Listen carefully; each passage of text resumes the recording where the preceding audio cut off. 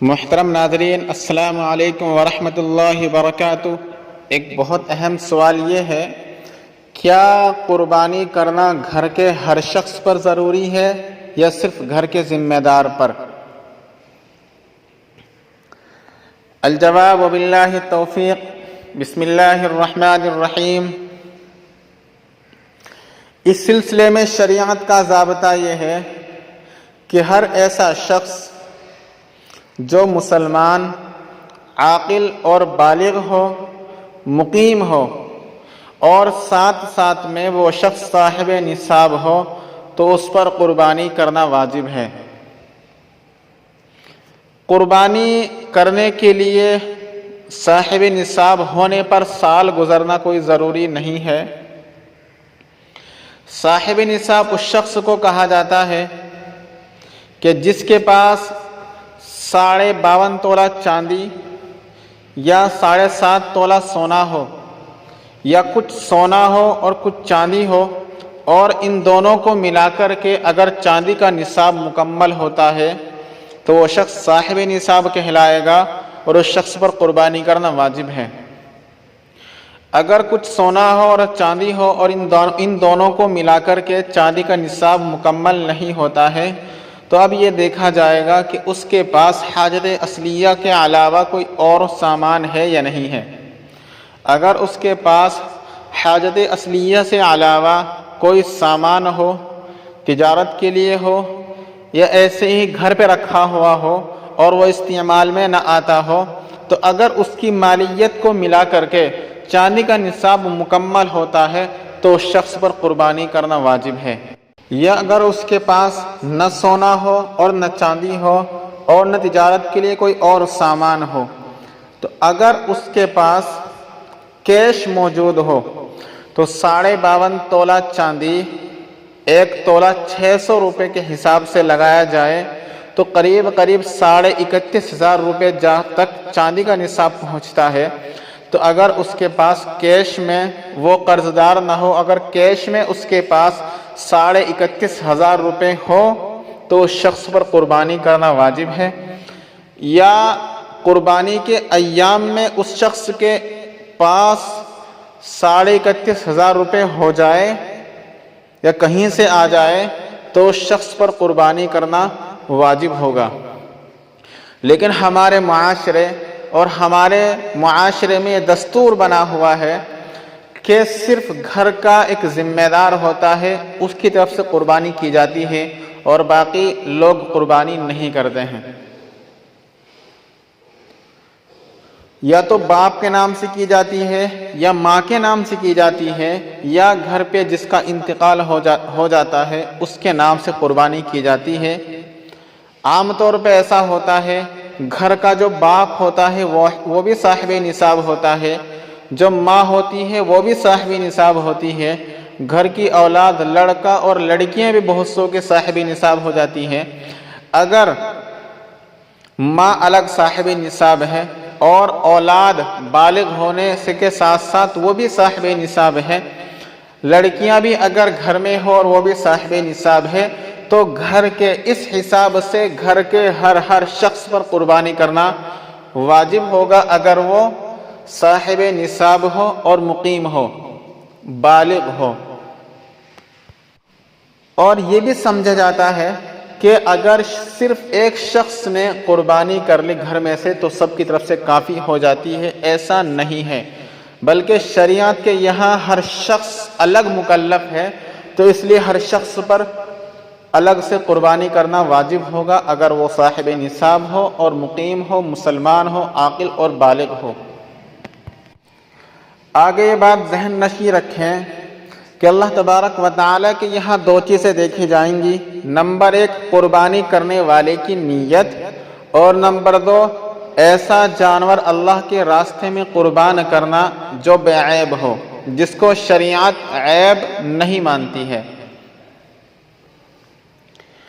اگر قربانی کرنے والے کی نیت صاف نہیں ہوگی، قربانی کرنے والے کی نیت میں کھوٹ ہوگا، من صاف نہیں ہوگا، وہ قربانی کو اپنے اوپر بوجھ سمجھ کر کرے گا، وہ خوش دلی سے اور اللہ کا قرب حاصل کرنے کے لیے قربانی نہیں کرے گا، تو ایسے شخص کی قربانی اللہ تبارک و تعالیٰ کے یہاں قابل قبول نہیں کی جائے گی، اللہ کے یہاں یہ قربانی نہیں مانی جائے گی۔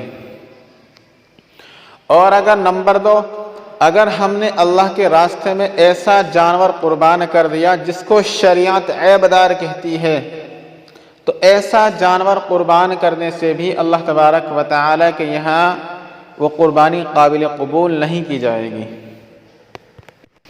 وہ عیب دار جانور جن کی قربانی کرنا جائز نہیں۔ نمبر 1، لنگڑا جانور جس کا لنگڑا پن اتنا ظاہر ہو کہ ذبح کی جگہ تک نہ پہنچ سکے، اس کو عیب مانا جائے گا۔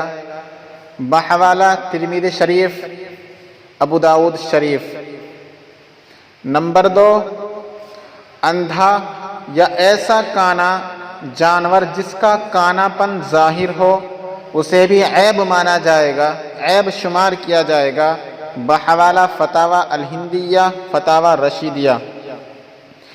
نمبر 3، ایسا بیمار جانور جس کی بیماری بالکل ظاہر ہو، اسے بھی عیب مانا جائے گا۔ بحوالہ فتاوی الہندیہ، فتاوی رشیدیہ۔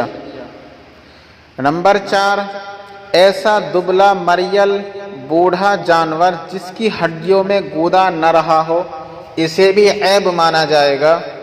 بحوالہ فتاوی الہندیہ، فتاوی رشیدیہ۔ نمبر 5، جس جانور کی پیدائشی دم یعنی پونچھ نہ ہو، اسے بھی عیب مانا جائے گا۔ بحوالہ فتاوی الہندیہ، فتاوی رشیدیہ۔ نمبر 6، جس جانور کا پیدائشی ایک کان نہ ہو، اسے بھی عیب مانا جائے گا۔ بحوالہ فتاوی الہندیہ، فتاوی رشیدیہ۔ جس جانور کی دم یا کان کا ایک تہائی یا تہائی سے زیادہ حصہ کٹا ہوا ہو، اسے بھی عیب مانا جائے گا۔ بحوالہ فتاوی شامیہ، فتاوی الہندیہ، فتاوی رشیدیہ، احسن الفتاوی۔ نمبر 8، جس جانور کے پیدائشی طور پر تھن نہ ہو، اسے بھی عیب مانا جائے گا۔ بحوالہ فتاوی شامیہ، فتاوی رشیدیہ۔ نمبر 9، دمبی بھیڑ بکری کا ایک تھن نہ ہو، یا مرض کی وجہ سے خشک ہو گیا ہو، یا کسی وجہ سے ضائع ہو گیا ہو، اسے بھی عیب مانا جائے گا۔ بحوالہ فتاوی شامیہ، فتاوی رشیدیہ۔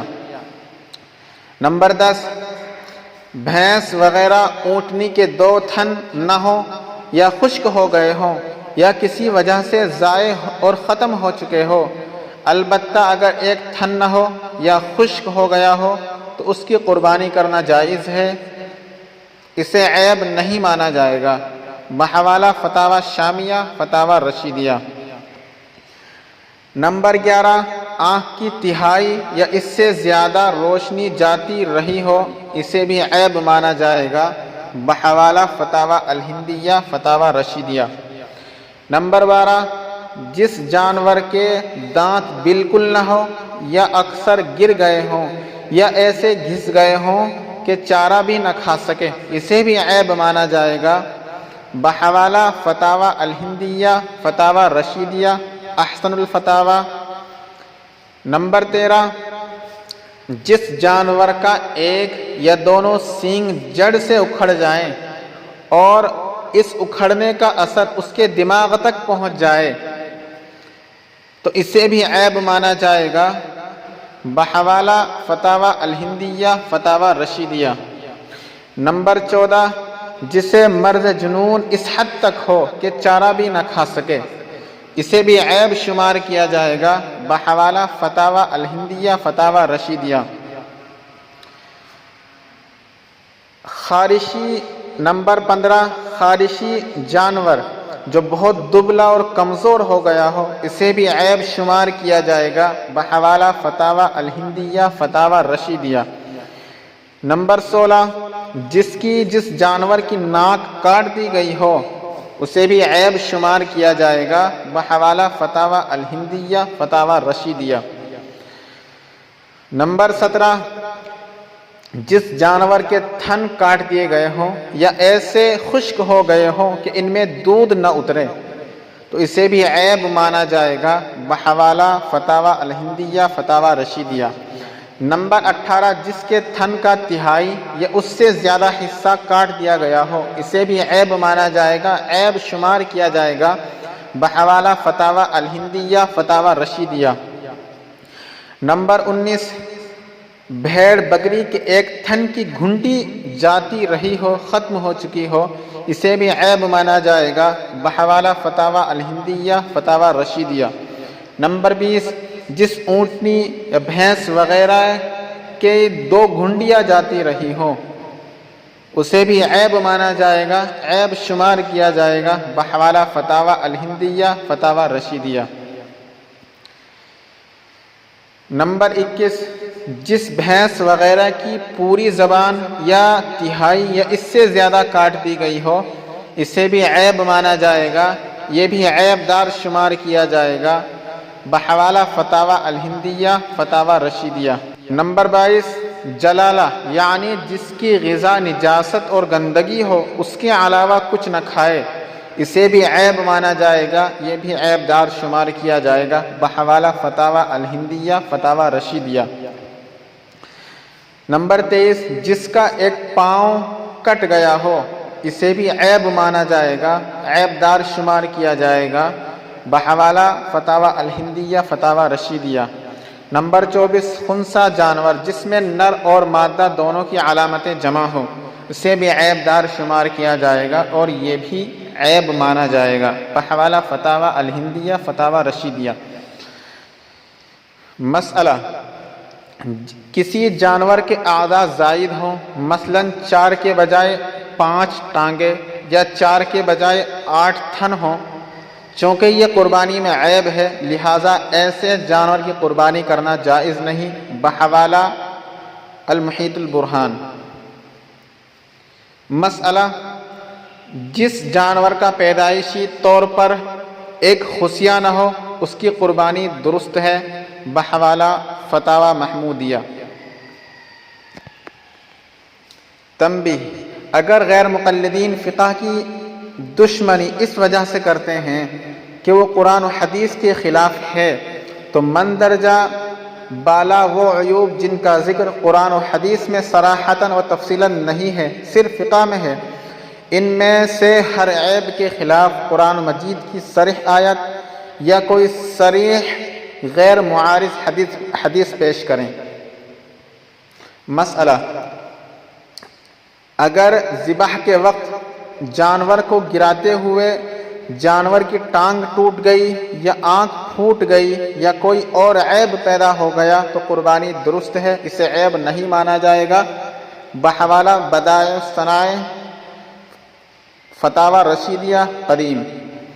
مسئلہ، خریدنے کے بعد اگر جانور میں ایسا عیب پیدا ہو گیا ہو جس سے قربانی درست نہیں تو مالدار پر اس کے بدلے اتنی مالیت کے دوسرے جانور کی قربانی کرنا واجب ہوگا، مسکین، غریب اور فقیر پر وہی عیب دار قربانی کرے، بحوالہ بدائع الصنائع فتاوی رشیدیہ۔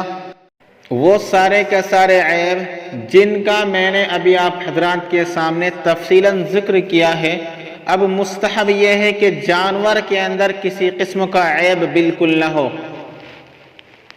حدیث کے اندر آتا ہے کہ قربانی کا جانور اپنے سینگوں، اپنے کھروں اور بال سمیت آئے گا، قربانی کا خون زمین پہ گرنے سے پہلے اللہ کے یہاں وہ قبول ہو جاتا ہے، اللہ کے یہاں اس کا ایک مقام ہوتا ہے، لہذا تم خوش دلی سے قربانی کرو۔ اور حدیث میں یہ بھی آیا ہے کہ جو شخص مالدار ہے، صاحب نصاب ہے اور قربانی کر سکتا ہے لیکن وہ قربانی نہیں کرتا تو وہ ہماری عیدگاہ میں نہ آئے۔ دیکھو کتنی سخت وعید احادیث کے اندر آئی ہے۔ آج کا مسلمان اپنے آپ کو اللہ کا بندہ کہتا ہے، نبی کا امتی کہتا ہے، اللہ سے محبت کرتا ہے، اللہ سے محبت کا دعویٰ کرتا ہے، نبی سے محبت کا دعویٰ کرتا ہے، اب اسے اللہ کے اس عمل پر، اللہ کے اس حکم پر وانحر کہ آپ قربانی کیجئے، کتنا عمل کرتا ہے؟ رسول کے اس عمل پر، رسول کے اس حکم پر وہ کتنا عمل کرتا ہے، اب دیکھنا یہ ہے۔ قربانی کے جانور کا خون اور اس کی ہڈیوں کا حکم، جس جانور کو ہم اللہ کا قرب حاصل کرنے کے لیے قربان کرتے ہیں، اس جانور کا خون نالی میں بہا دینا، اس کی ہڈیوں کو راستوں پر ڈال دینا، کوڑیوں پر ڈال دینا، گلیوں میں ڈال دینا، ہمیں اسلام اس کی اجازت نہیں دیتا ہے۔ اس کے خون کو نالی میں بہا دینا، نالیوں کو رنگین کر دینا، ہمارے اس فعل سے، ہمارے اس عمل سے ایک غیر مسلم تو غیر مسلم، مسلمان بھی اس کو پسند نہیں کرتا ہے، مسلمان بھی اسے اچھا نہیں سمجھتا ہے۔ کیوں؟ اس لیے کہ ایذا پہنچانا، ایذائے مسلم حرام ہے۔ تو ہمیں اسلام ایک مسلمان تو مسلمان، غیر مسلم تک کو ستانے کی اجازت نہیں دیتا ہے، اور اس کی ہڈیوں کو کوڑیوں پر ڈال دینا، راستوں پر ڈال دینا، اور سڑکوں کے کنارے پر ڈال دینا۔ بتاؤ، وہاں سے ایک مسلمان بھی گزرے گا، وہاں سے ایک غیر مسلم بھی گزرے گا، وہاں سے ایک غیر مسلم تو غیر مسلم، مسلمان بھی وہاں سے گزرنا پسند نہیں کرے گا۔ اگر وہاں سے گزرنا پڑے گا تو ناک پہ ہاتھ رکھ کے وہاں سے گزرنا پڑے گا، اپنی ناک کو بند کر کے وہاں سے گزرنا پڑے گا، کیونکہ وہاں سے اسمیل آئے گی، وہاں سے بدبو آئے گی۔ تو بتاؤ، ہمارے اس فعل سے، ہمارے اس قربانی والے عمل سے ایک غیر مسلم کیا سبق لے گا؟ یقیناً وہ اس کو ناپسند کرے گا، یقیناً وہ ایک مسلمان کے اس فعل سے نفرت کرے گا۔ اس لیے ہمیں نہ تو خون کو نالی میں بہانا ہے، اور نہ اس کے فضلات کو، نہ اس کی ہڈیوں کو راستوں پر ڈالنا ہے، نہ گلیوں میں ڈالنا ہے، اور نہ کوڑیوں پر ڈال دینا ہے۔ ہمیں اس کے خون کو بھی دبا دینا ہے، اور ہمیں اس کی ہڈیوں کو بھی دبا دینا ہے۔ ہمیں اس کے تمام تر فضلات کو، تمام تر گندگی کو ہمیں دبا دینا ہے۔ ہمیں پورے انتظام سے قربانی کرنا ہے، ہمیں باپردہ قربانی کرنا ہے، اور ہمارے اس فعل سے، ہمارے اس قربانی والے عمل سے جو غیر مسلم نفرت کرتے ہیں، ہمیں ان کو یہ تعلیم دینی ہے کہ ہم شریعت کے دائرے میں رہ کر کے قربانی کرتے ہیں، ہم باپردہ قربانی کرتے ہیں۔ اور اللہ تبارک و تعالیٰ سے ہمیں دعا کرنی ہے کہ اللہ ہمارے اس عمل کو قبول فرمائے، ہماری قربانی کو قبول فرمائے۔ اللہ ہم سب کو جو کچھ باتیں میں نے کہی ہیں، ہم سب کو اس پر عمل کرنے کی توفیق عطا فرمائے۔ وما علینا الا البلاغ۔